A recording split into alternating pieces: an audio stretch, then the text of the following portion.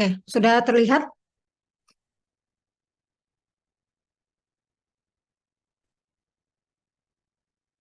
Oke, baik. Jadi kita akan membahas ya materi terakhir ya. Jadi ini ada dua materi sebenarnya, ada break even point sama ada payback period. Cuman payback period itu dia ada jenisnya lagi, yaitu discounted payback period ya, yang akan kita lihat ya selanjutnya. Oke.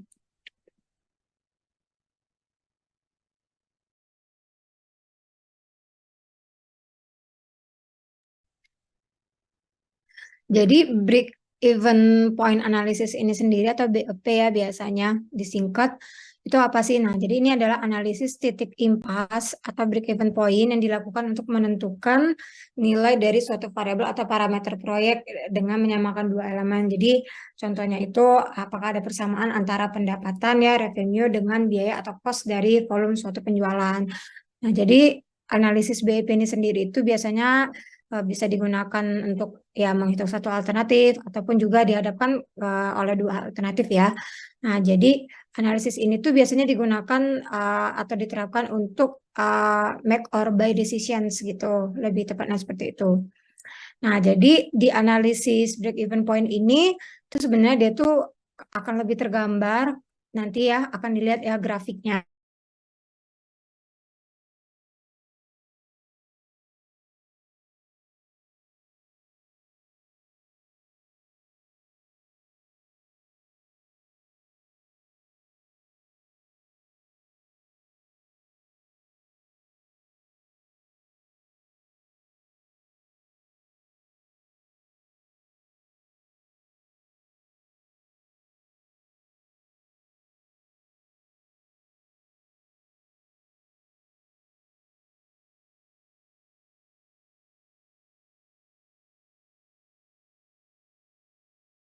Recording stopped.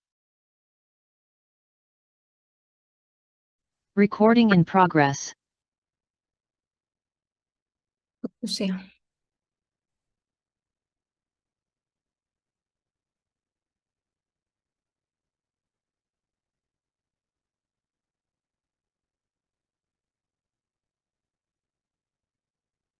Recording stopped.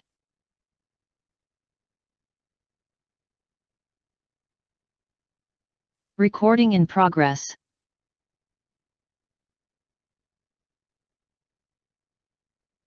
Oke, udah terlihat ini?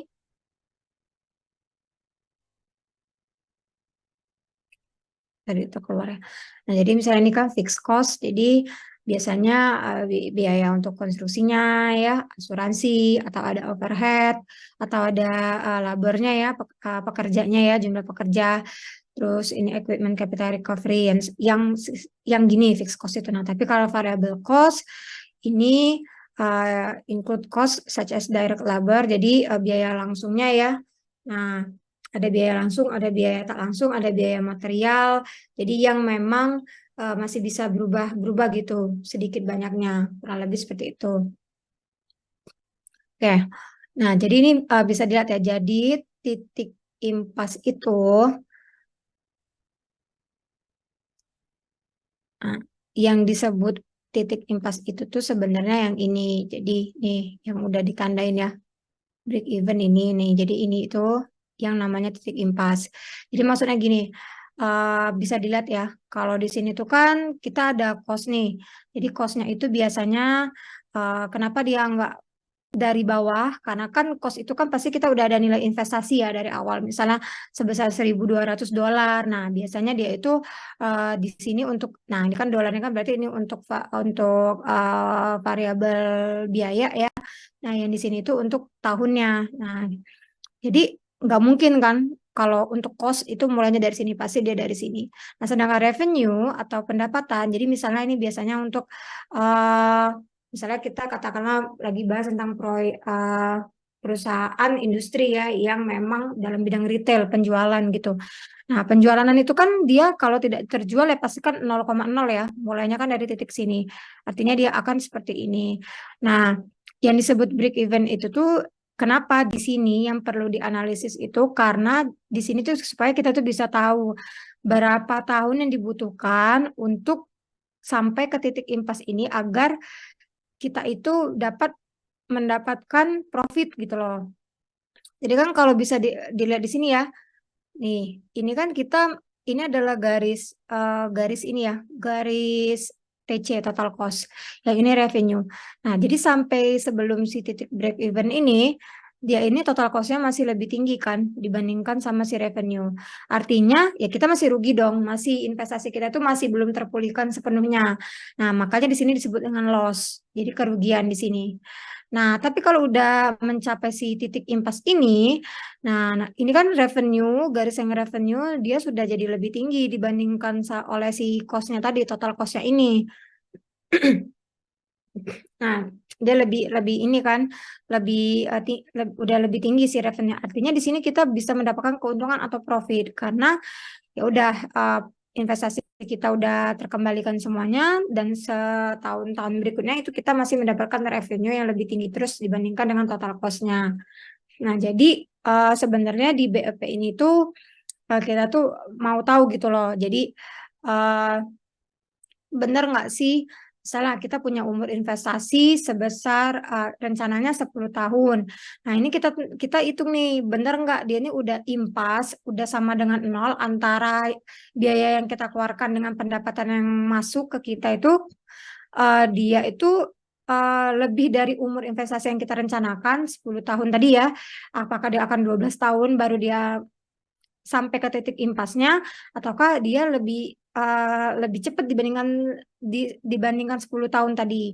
Nah, kalau dia lebih cepat kan artinya analisis kita ini akan menguntungkan kita ya. Nah, sebaliknya kalau dia lebih dari umur investasi ya udah berarti dia memang tidak akan menguntungkan. Nah, di sini juga bisa dilihat ya break even point moves ya. Jadi break even with lower VC. Jadi kalau visinya itu nanti bisa dia lebih rendah ya. Nah, dia kan berarti break even-nya di sini. Nah, tapi dengan catatan kalau misalnya total cost-nya bisa kita rendahkan. Nah, jadi misalnya di sini with lower, jadi TC with lower VC dia itu bisa nih.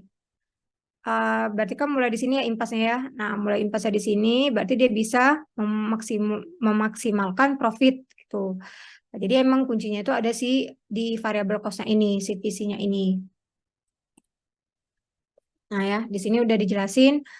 Jadi kalau garis TC memiliki kemiringan yang lebih kecil, maka titik impas itu akan menurun dan ini akan menjadi suatu keuntungan karena kan arsiran profitnya lebih besar ya, seperti itu. Nah, ini kalau misalnya untuk di linear. Tapi ada pada pada kenyataannya sebenarnya tuh grafik untuk break even point analysis untuk di kehidupan nyata itu sebenarnya dia tuh nggak selalu linear, bahkan dia justru lebih banyak yang si non linear ini ya secara biayanya karena nggak langsung terus kayak lurus aja kayak gini. Nah, jadi ini bisa dilihat juga ya. Nah, jadi kalau untuk non linear analisisnya dia sebenarnya sama aja, tapi memang dia tidak lurus ya. Cuma kan mulainya dari nol ya untuk revenue-nya, lalu total cost-nya dia pasti mulainya tidak dari nol karena ada investasi.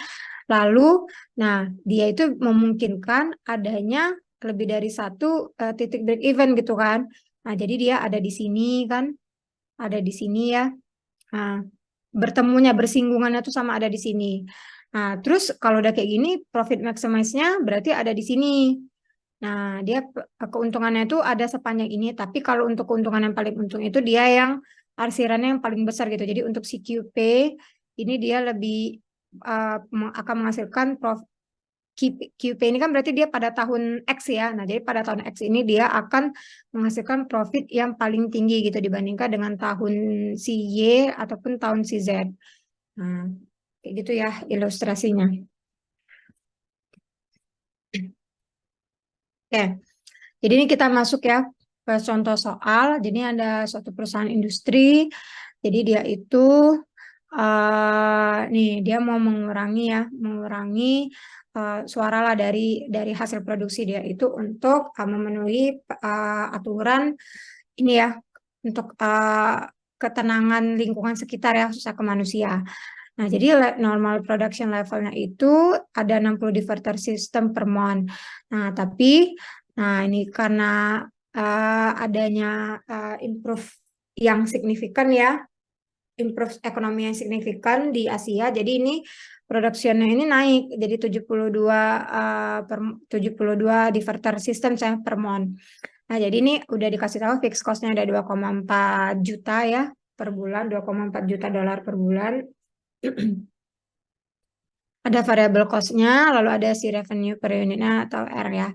Nah, jadi ini yang ditanya, jadi how does the increase production level of 72 units per month compare with the current break-even point. Jadi kita disuruh ngebandingin, kan yang biasanya 60 itu dibandingin gimana kalau break-even-nya sama sih yang 72 unit tadi. Nah, terus gimana profit level per month-nya untuk yang terbaru, lalu bagaimana perbedaan antara revenue dan variable cost-nya ya. Nah, jika dia itu dikurangin production levelnya sampai 45 unit. Nah, oke, jadi kita bahas satu-satu. Jadi sesuai ya. Nah, jadi dia itu untuk menentukan. Jadi si BI ini adalah Q ini nih ialah si titik break evennya itu. Jadi Q ini adalah titik break evennya ya. Titik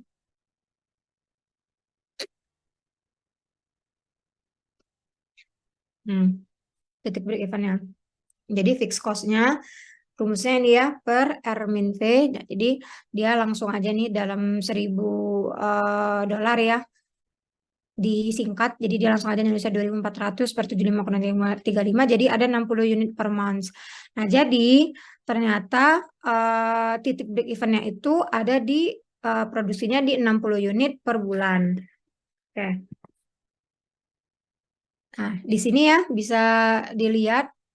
Nah, jadi cara membuat grafik ini itu sebenarnya banyak ya di YouTube. Kalian bisa pelajarin aja kalau mau lebih jelas atau mau pakai Excel juga bisa. Tapi ini pertama kali stepnya itu adalah kita kan udah ngitung nih dapat QBE-nya 60.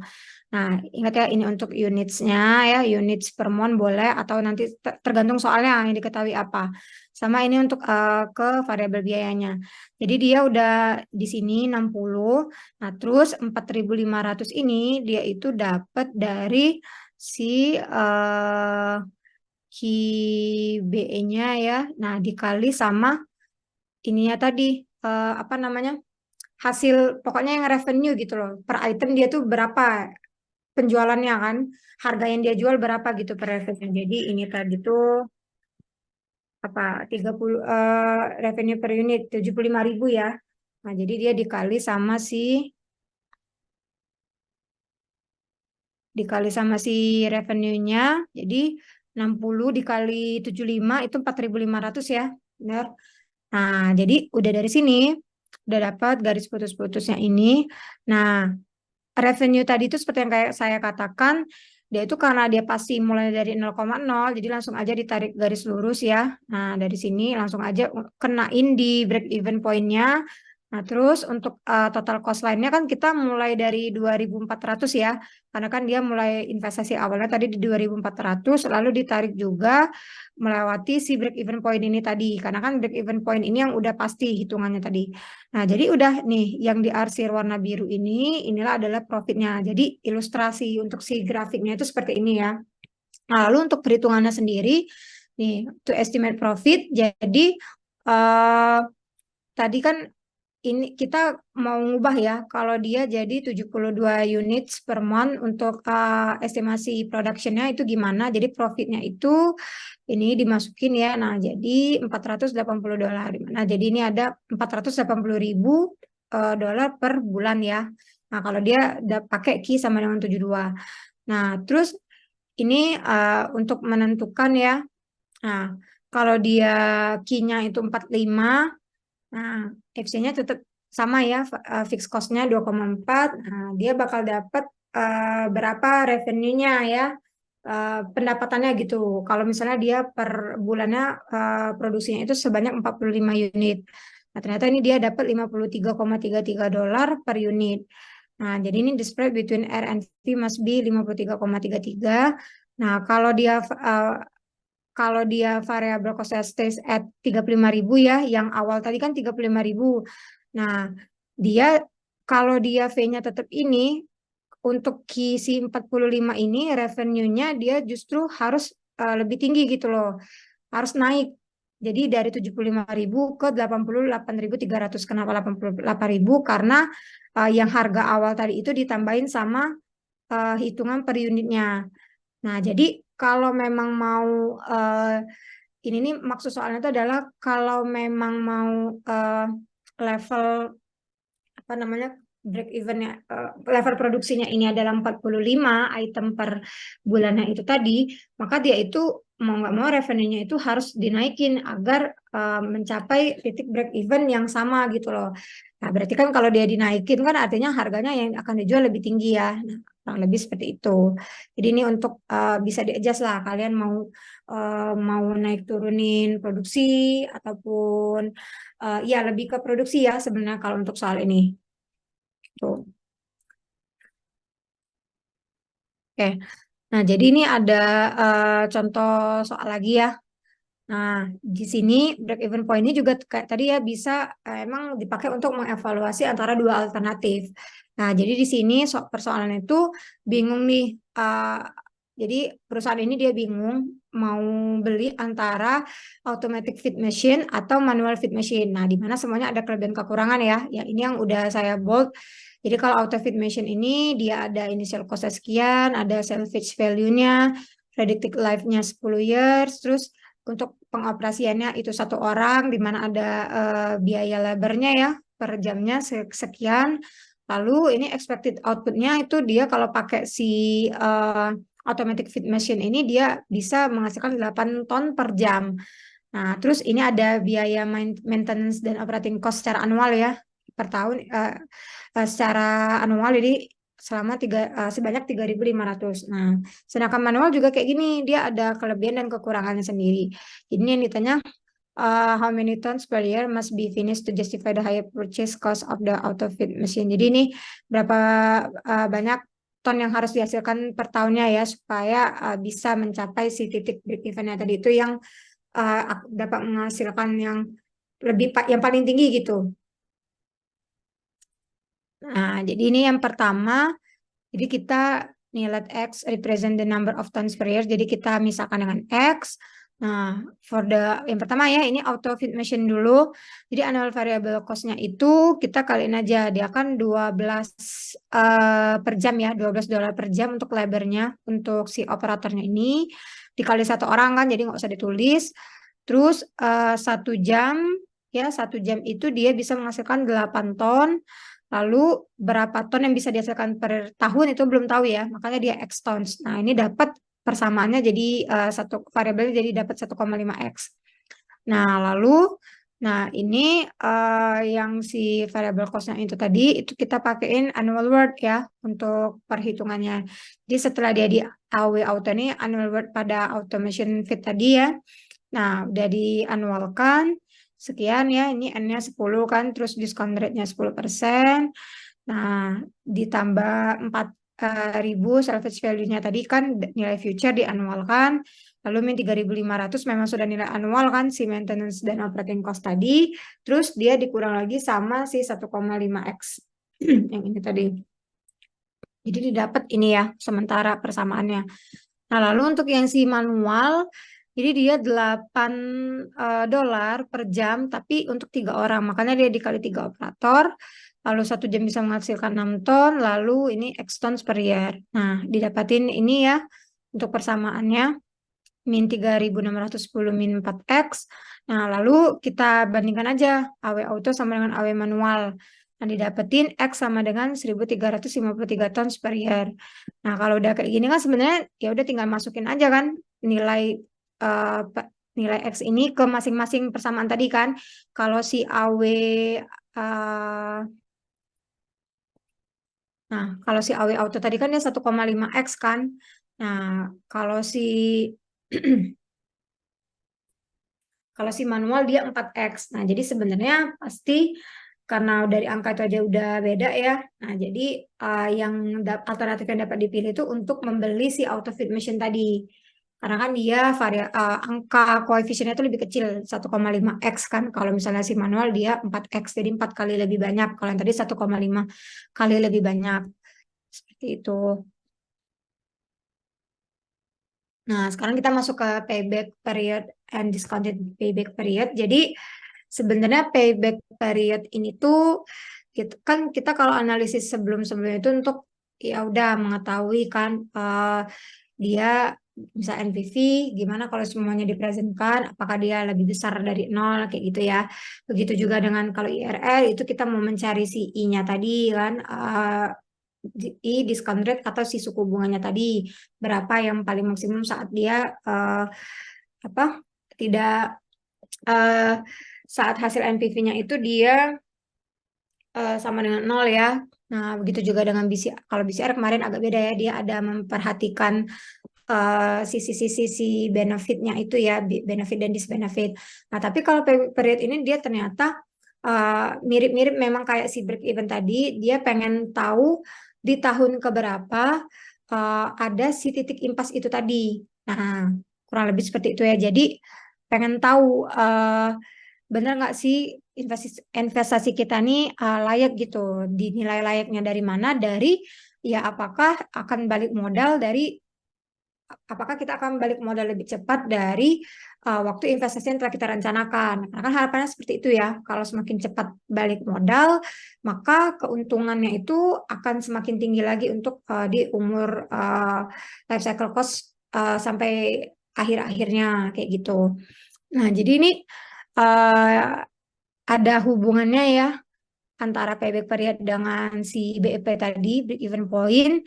Jadi misalnya ini ada alternatif satu, alternatif dua, alternatif tiga. Nah, jadi di sini itu, nah kalau kayak tiga alternatif itu bisa jadi ada banyak juga ya break even point-nya ya.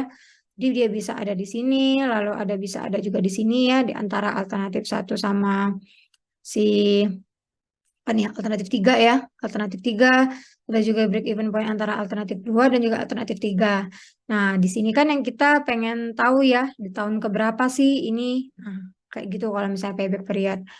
Oke, nah jadi ini nih payback period atau biasa kita sebut dengan NP ya, tahunnya, tahun N kesekian itu is an estimated time for the revenue savings and any other monetary benefits to completely recover the initial investment plus a stated rate of return I.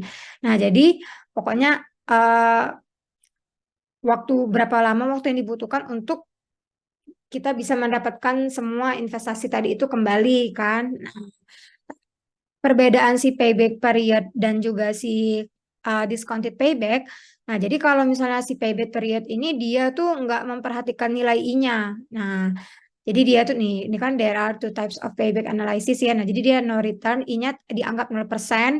Jadi dia also called by simple payback. Nah, jadi dia cuman hanya fokus ke recovery si recovery-nya itu terhadap initial investment aja. Jadi kalau di awal $1.200 aja ya udah fokusnya itu kita narik biayanya itu ke sana. Nah, tapi beda hal sama discounted payback. Nah, discounted payback ini dia memperhatikan nilai bunga juga. Nah, jadi uh, discounted payback ini sebenarnya adalah metode penyempurnaan ya dari si payback biasa karena kita kan nggak mungkin ya untuk apa namanya tuh pastikan di mana-mana kalau setiap tahunnya itu suku bunga tuh akan berbeda terus karena jadi kalau di discounted payback ini dia itu memperhatikan adanya time value of money, jadi ada nilai time value of money, jadi nilai uang terhadap waktu ya. Nah, kita memperhatikan itunya. Oke.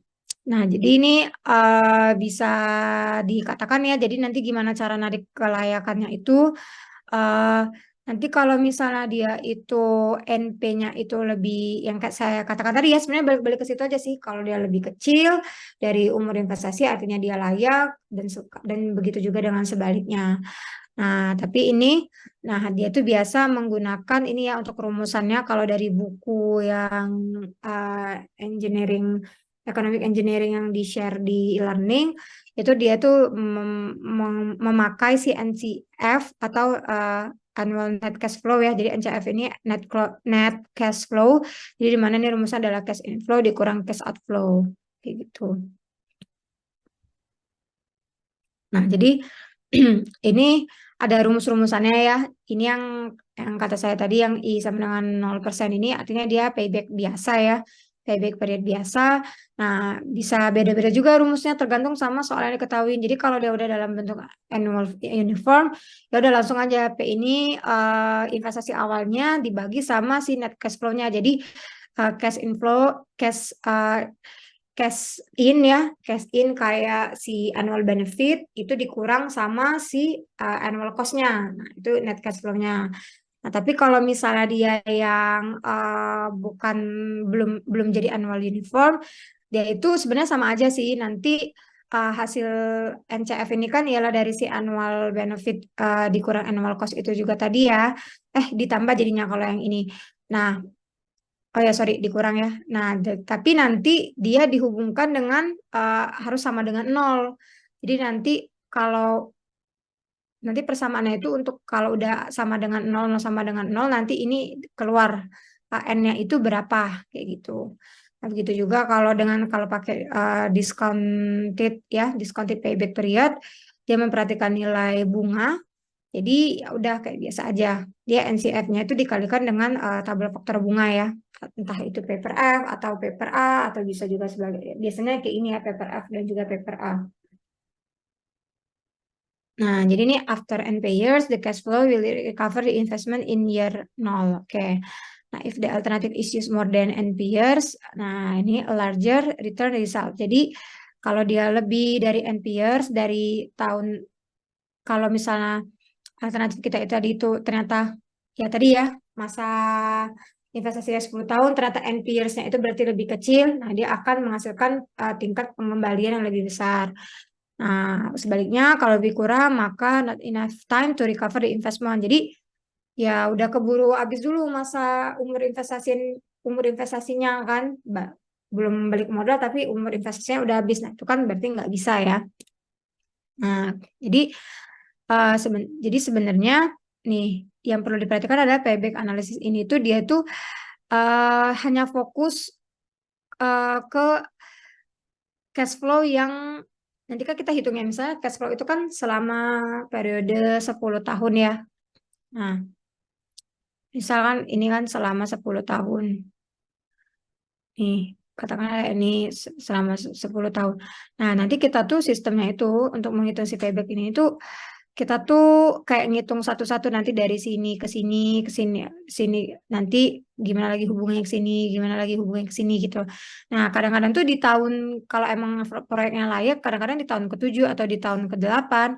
Nah, dia itu udah ada titik break evennya di sini, udah ada hasil si titik BEP-nya. Nah, jadi kalau udah kayak gini kan analisis kita udah stop kan, karena kita udah tahu di tahun keberapa dia akan menghasilkan si BEP ini tadi. Nah, sedangkan yang sisanya ini tadi itu kita kan nggak kita perhatiin lagi kan. Nah, jadi sebenarnya apa analisis ini itu dia tuh nih cuman dihimbau gitu ya, dihimbau untuk digunakan sebagai initial screening method aja atau supplemental tool. Jadi untuk penunjang aja, enggak untuk yang primary ya, kayak gitu karena bisa menggunakan alternatif yang lain. Takutnya nanti ada invalidan menggunakan ini untuk si alternatif untuk perhitungan yang utama. Oke. Jadi ini kita masuk ke contoh soal yang simpel ya. Jadi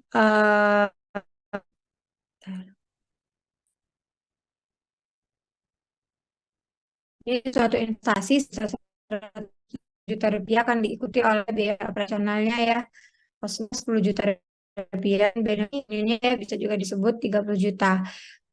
Kemudian investasi tahun lalu akan dijual sisanya 5. Nah, perhitungan benefitnya kayak biasa ya, benefitnya, annual cost-nya, dan nilai saham. Nah, ini seperti yang dikatakan kita kalau ada bentuk jadi bagi annual benefitnya berapa? Ialah si annual benefit tadi itu ini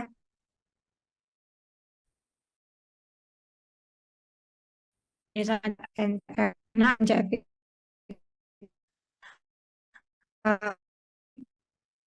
dikurang oke, dikurang SL. Nah, udah dapat nih K ini atau N ya sama aja tadi P tapi dia ternyata aku maka namanya dia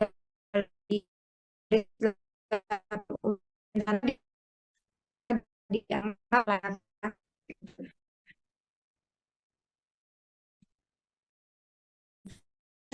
Soal. Jadi dia ada nilai investasinya sebesar 18 juta, lalu cash flow kita 3 juta, terus dapatnya nah, jadi ada kerugian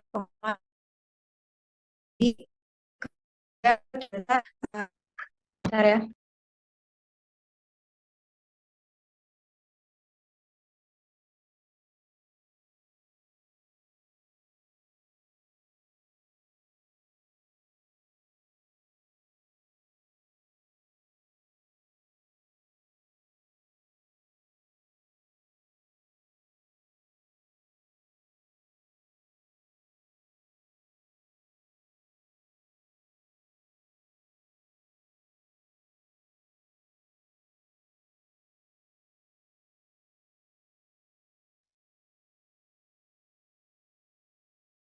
Halo, ada suara nggak nih?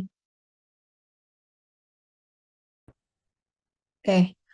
Nah, jadi ini disuruh hitung ya payback periodnya gimana kalau I-nya 15% ya. Eh, nah, terus ini kita disuruh ngitung juga. Nah, kalau ada I ini kan artinya dia itu pakai discounted payback period ya. Nah, kalau no return payback tadi itu kan dia yang payback period biasa ya, yang tidak memperhatikan si nilai I-nya. Oke.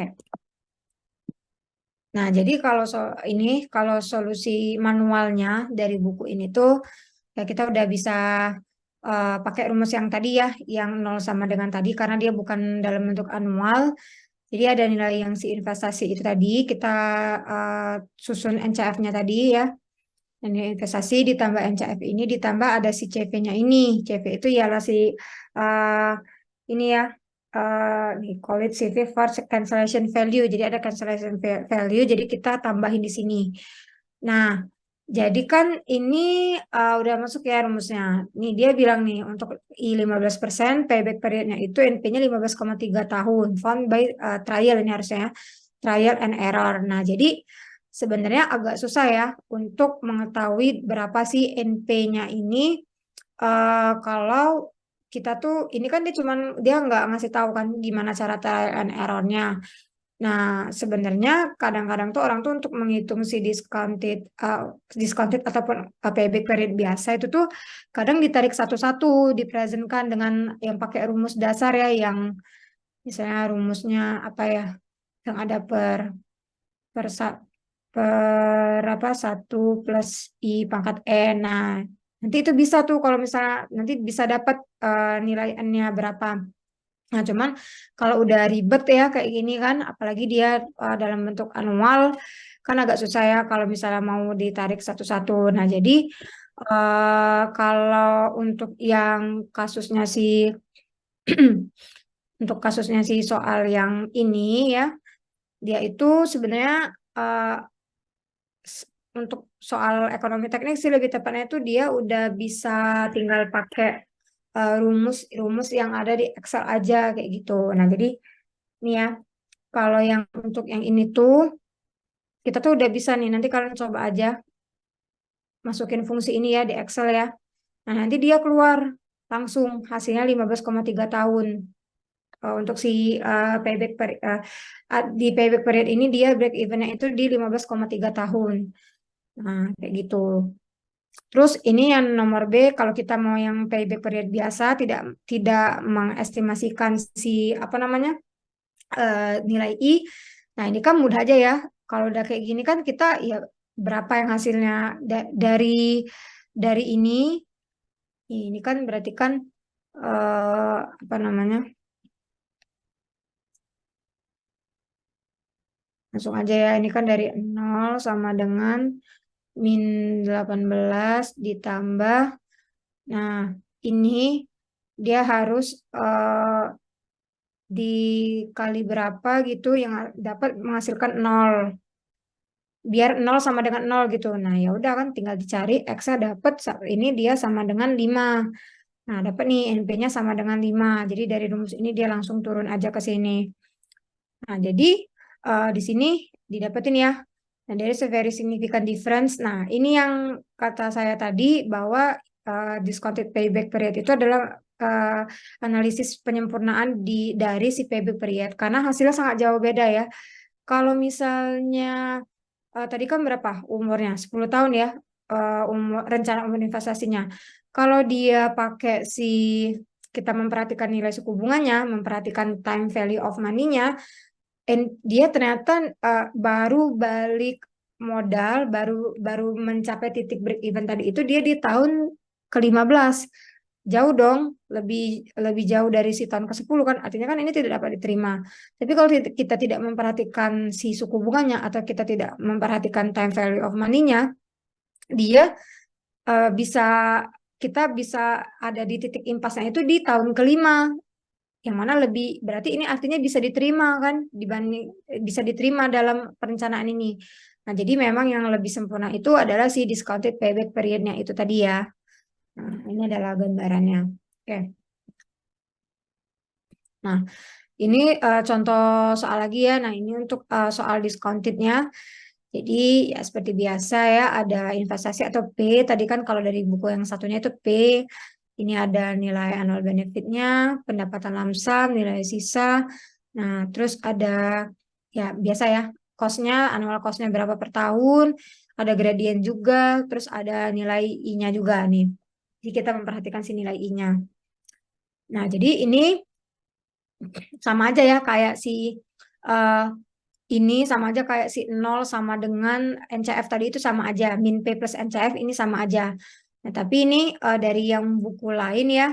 Nah, dia jadi nanti kalian tuh ujung-ujungnya kalau udah yang ribet kayak gini lebih baik tuh ngitungnya kayak gini.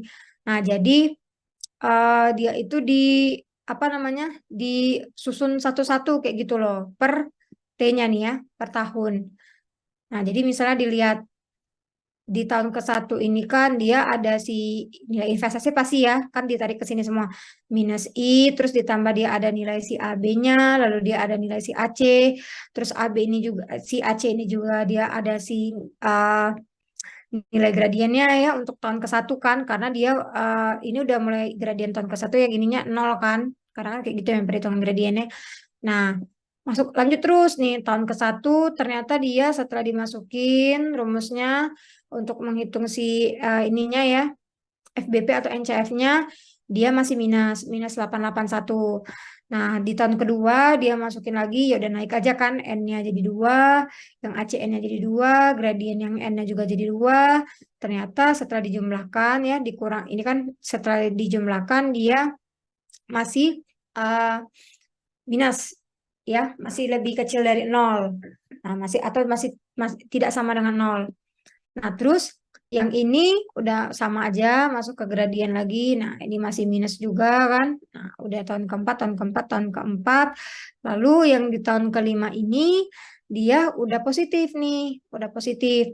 Nah, artinya kalau misalnya dia udah positif ini, oh berarti kita udah mencapai nih, udah berarti di sini tuh kita udah mencapai titik break evennya bahkan udah lewat karena dia udah lebih dari 0 kan kalau kalau kita pas banget di titik break even point itu kan kalau sama dengan 0 ya sama dengan 0. Nah tapi ini justru dia karena udah lewat lebih dari 0.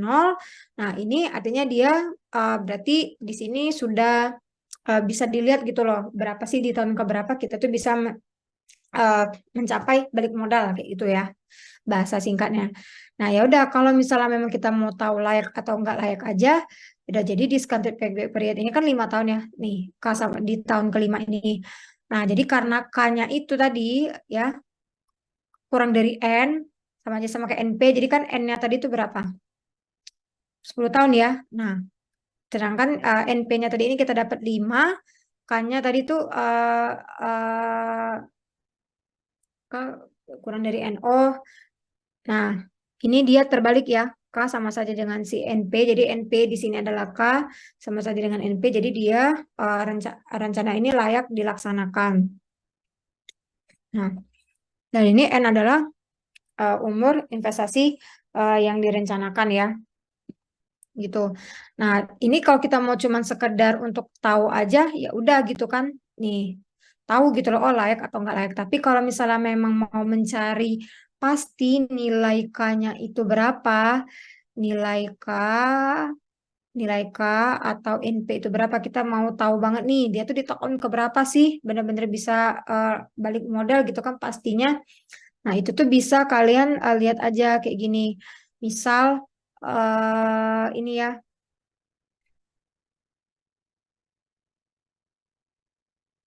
misal K sama dengan 5 ya.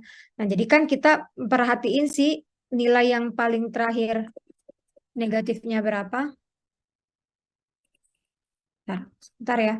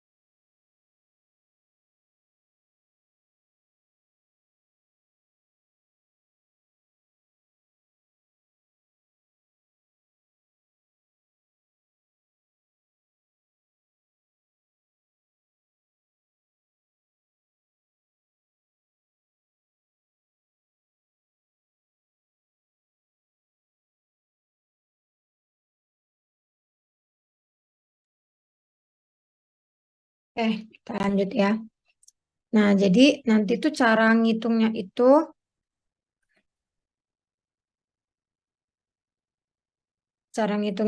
di ini kan yang dia pertama minus itu kan di mana nih, terus yang positif di mana plus, berarti ini kan ada anggap aja ya, kita berarti antara tahun keempat dan tahun kelima ya suspeknya ini.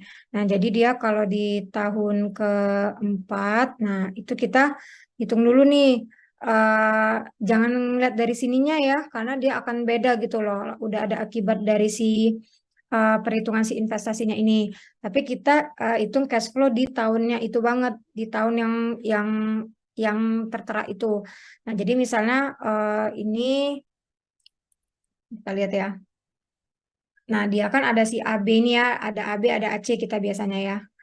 Nah, jadi kalau dia si eh, AB ini berarti nilai nilainya itu dia berapa yang di tahun keempat ini? Nah, AB ini dia ada di 400 ya. Nah, ada di 400. Terus 400, terus si AC-nya ini ada di, nah AC-nya ini kan dia kan ada gradien ya, ada gradien. Misalnya di sini kan dia 5 juta, berarti dia di sini eh, 10 kan. Oh, naik naik 10 terus ya setiap tahunnya ya. Nah, berarti kan dia di sini 5, 15 ya, 25, 15, 25, 25, 35, 45. Berarti di tahun keempat itu dia 35 ya. 5, 15, 25, 35. Oke. Di tahun keempat ini dia 35. Ada di sini dia ada si 35. Jadi AC-nya ini tuh eh, kok itu 50 ya? Oh, berarti dia tuh 50 ditambah berapa tadi?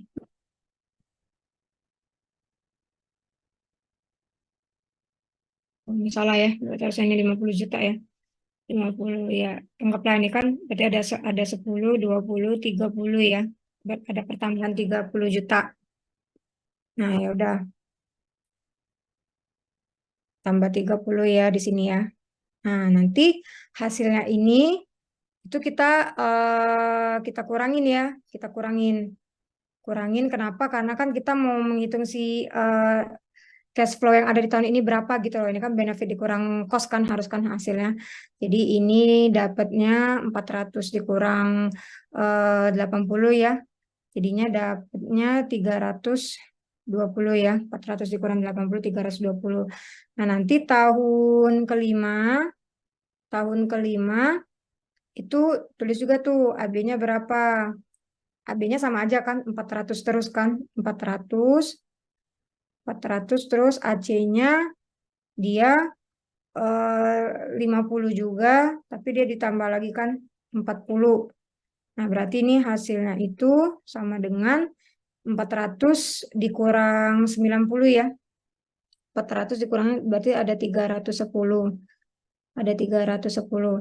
Nah, jadi nanti itu lanjut lanjut ke sini aja ya. Lanjut ke sini. Jadi nanti untuk mencari si N-nya ini, N sama dengan, kan kita dari tahun keempat ya, minusnya itu 4. Nah, ditambah sama eh, perbandingannya itu ialah perbandingan pada si ininya tadi yang udah kita hitung 320 per 310. Kenapa 320 duluan? Karena kan dia ini miliknya si tahun keempat ya. Si tahun yang minus ini. Nah, tahun positifnya tahun kelima ialah si 310 ini. Nah, nanti hasilnya dapat 4 ditambah sekian berapa. Berarti nanti tuh NP-nya pastinya itu dia tuh break even-nya tuh di 4, sekian. Di 4, sekian tahun. Kayak gitu ya. Nah, jadi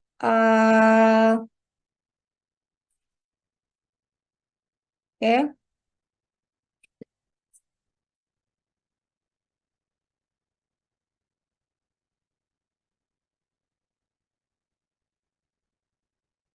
4. Pokoknya 4 atau 5 lah ini nanti hitung aja ya. Berapa ya? Kayaknya harusnya 5 koma ya ini ya. Oke. Nah, sekarang ini ada sama aja ya. Contoh soalnya kayak yang tadi. Jadi dia yang ini justru dia yang si annual benefitnya ini dia ada gradien, ada tetap, ada penurunan lagi.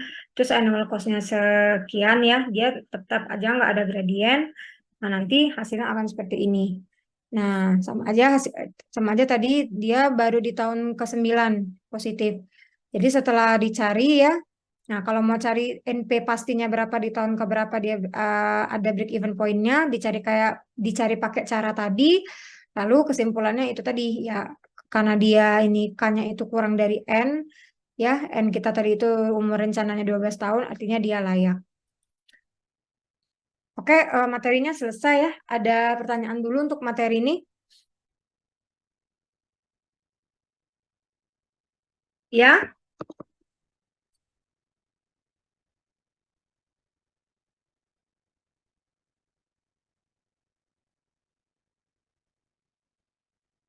Rumus Q.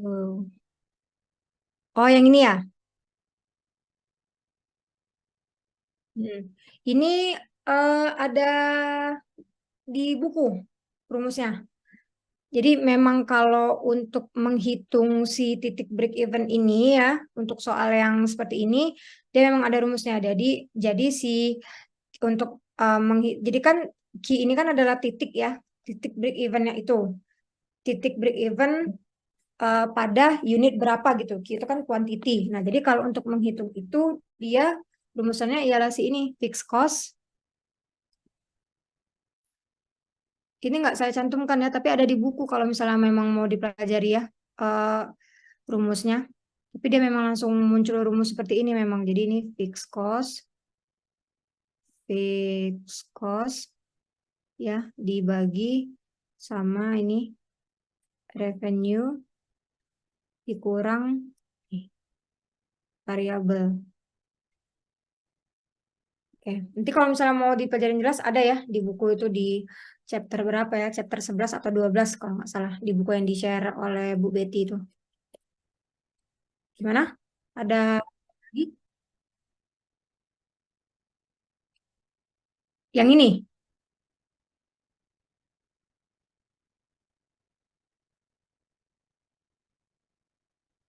Ya, ya, jadi rumus jadi gini dia tuh. Ini R min TC revenue dikurang total cost. Nah, di mana R R ini nih dia tuh R revenue itu tuh ada si R key-nya ini, R kecilnya dikurang sama nah total cost-nya kan ada fixed cost ditambah variable cost ya. Nah, jadi total cost adalah cost yang kita keluarkan. Kalau revenue kan yang kita dapatkan kan. Nah, yang kita dapatkan. Nah, jadi dia itu ada kok ini penjelasannya di buku ya. Saya nggak cantumin juga nih di sini karena eh, apa namanya anggapannya udah mengikuti aja gitu ya. Nah, nanti bisa dipelajarin aja di buku itu dia ada menjelaskan oh kalau RQ itu seperti apa. Nah, jadi di sini dia revenue-nya dijadiin kayak gini si RQ min FC plus PQ. Nah, lalu dia ini dipisahin. Nah, supaya bisa dimasukkan kenapa dia dipisahin kayak gini agar dia bisa kita masukin dengan nilai key yang pengen kita otak-atik gitu. Jadi kalau ini kan dia minta 72 72. Nanti kalau misalnya kita pengen key-nya itu misalnya pengen 45 bisa juga nanti 45 di sini. Karena kan quantity ini kan nilai satuannya maksudnya ya namanya barang kan satu pensil, dua pensil. Ya ini kan bebas aja kan berapa kan tinggal nanti harganya di sini yang berubah. Misalnya kita mau jual satu pensil, ya di sini harganya kita mau jual 5.000, terus biaya untuk memproduksi pensil itu misalnya 2.000, kayak gitu kan. Nah, makanya dia bisa bisa dikeluarkan kayak gini karena ya sebenarnya R min V itu sama aja sama kayak RQ min VQ itu sama aja kayak R min V, tapi karena kita mau menghitung si kuantitinya menghitung profit pada suatu kuantiti itu gimana, jadi ya udah dikeluarkan aja si Q-nya ini. Jadi biar bisa tahu gitu loh. Oh, kalau Q-nya 45, misalnya mau 45 pensil, oh ya udah. Berarti kan biaya pensil itu dia berapa gitu. Pembuatan dan penjualannya itu harga yang kita jual itu berapa. Jadi ada apa? Di sini dia tuh ngajarin untuk cara mengolah rumusnya aja kayak gitu. Gimana? Oke. Ada pertanyaan lagi yang lain?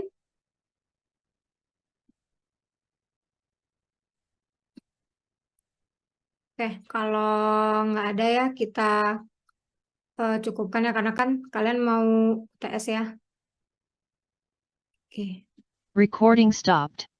Coba buka dulu e-learningnya ya. Udah ada belum soalnya?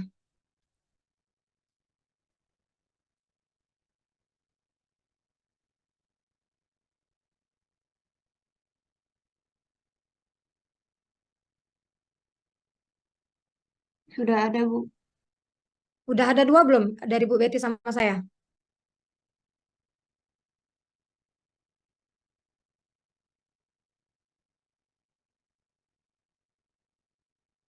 Itu kan dipisah ya assignmentnya itu. Udah ada dua belum? Belum Bu yang Bu Betty. Oh, bentar ya. Apakah hapus ya? Bentar.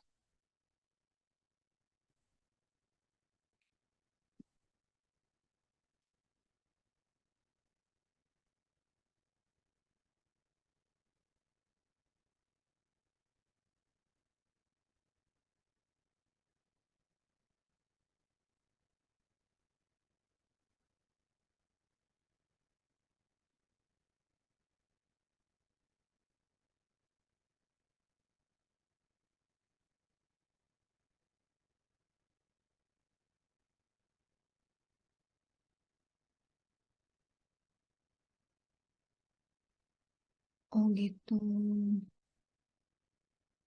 Kayaknya karena saya ubah ininya. Bentar.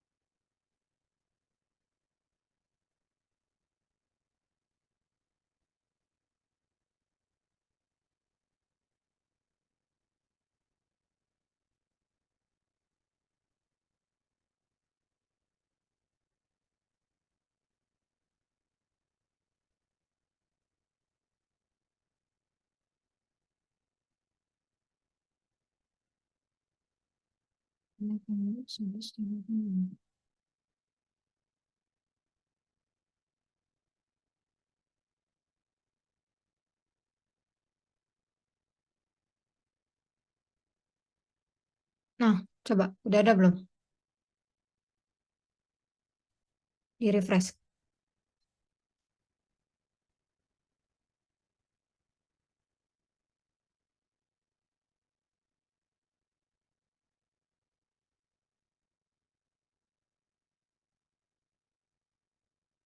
Udah ada? Udah? Oke. Nah, jadi itu ketentuan soalnya sama ya. Pokoknya kerjakan itu ada sih yang di file saya ya. Kerjakan di double folio aja. Dijawab ya, karena kan ini kita jangan singkat-singkat jawabnya, akan dinilai gimana jalannya buat cash flow-nya ya, ya kayak biasa aja gitu. Terus dipisah, jadi jangan digabung ya lembar jawaban yang Bu Betty dan yang saya, supaya enak nanti ngoreksinya. Nanti di scan juga di file terpisah, nanti ada format nama filenya ya, lalu nguploadnya itu masing-masing ya.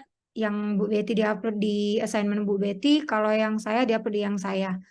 Oke, nanti itu batas pengumpulannya itu sampai 18.00, tidak akan ada pertambahan waktu ya. Jadi itu saya udah buatkan di ketentuan itu. Jadi harapannya kalau itu bisa selesai 17.30.